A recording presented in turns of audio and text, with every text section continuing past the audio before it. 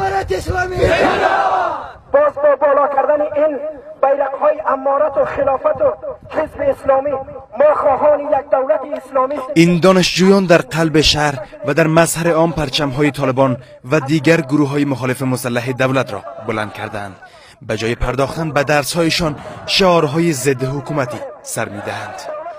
شمار زیادی از این دانشجویان میگویند که علت این کار اعتراض در برابر وضعیت بد کشور و دانشگاه ننگرهار است، اما نمیگویند که چرا پرچم‌های طالبانی برافراشتند.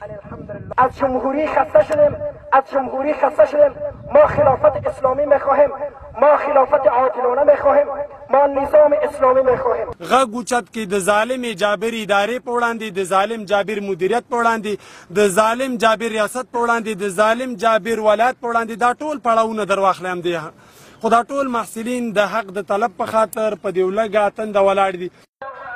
دانشجویان دانشکده شرعیات این دانشگاهند. با شکل و قیافه‌ای که به خود گرفتند به مشکل میتوانند آن را از جنگجویان طالب و یا داعش تفکیک کرد. اما یا این همه اعتراضها در پیوند به نارسایی‌ها در دانشگاه ننگرهار است؟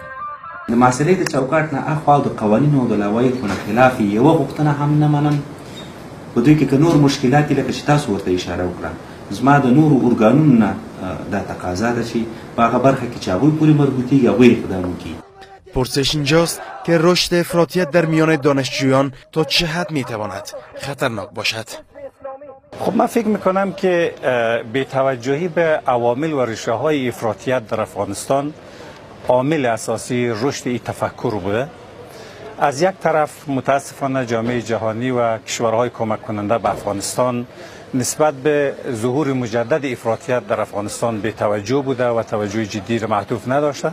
از طرف دیگر سیاست دولت افغانستان هم سیاست ناکام بوده. پیش از این نیز این افراد زیر پرچم گروه‌های هراس‌افکن دست به اعتراض زدند. آگاهان به این باورند که گروه‌های هراس‌افکن از میان این افراد می‌توانند به سادگی سربازگیری کنند و برای مردم کشور مشکل آفرین می‌کنند.